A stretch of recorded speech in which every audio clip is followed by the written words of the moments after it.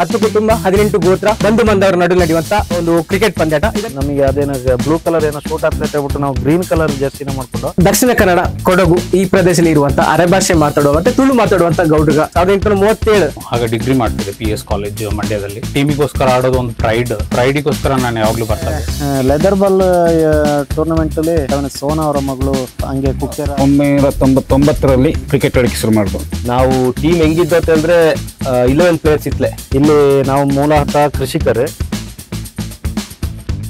ಹಿಂಗೆ ದರ್ಶನ ಮತ್ತೆ ಸಜ್ಜನ್ ಅಂದ್ರೆ ಎಲ್ಲ ಹೇಳಿಕೊಟ್ರು ಹೆಂಗೆ ಬಾಲಿಂಗ್ ಮಾಡೋದು ಹೆಂಗೆ ಬ್ಯಾಟಿಂಗ್ ಮಾಡೋದು ಎಲ್ಲ ಹೇಳಿಕೊಟ್ರು. ಮಕ್ಕಳು ಆಡ್ಲಿಕ್ಕೆ ಹೋದ್ರೆ ನಮಗೆ ಆಡಕ್ ಆಗದಿದ್ರು ನಮ್ಮಲ್ಲಿ ನಾವು ಅವ್ರಿಗೆ ಏನ್ ಗೈಡ್ ಕೊಡ್ಬೇಕಾದ್ರೆ ನಾವು ಕೊಟ್ಕೊಂಡು ಸುಳ್ಳೆಕ್ಕೆ ಬಂದು ಸಮ್ಮರ್ಲಿ ಆಡೋದು ಈಸಿನ ಮ್ಯಾಚ್ ಕಪ್ ಕೊಡ್ಲಿ ಮಳೆಗೆ ಜಾರಿ ಬಿದ್ದು ಆಡೋದು ಅಲ್ಲಿ ಗೌಡ ಕ್ರಿಕೆಟ್ ಟೀಮ್ ಇರುವಂತ ಟಾಪ್ 3 ಬೌಲರ್ಸ್.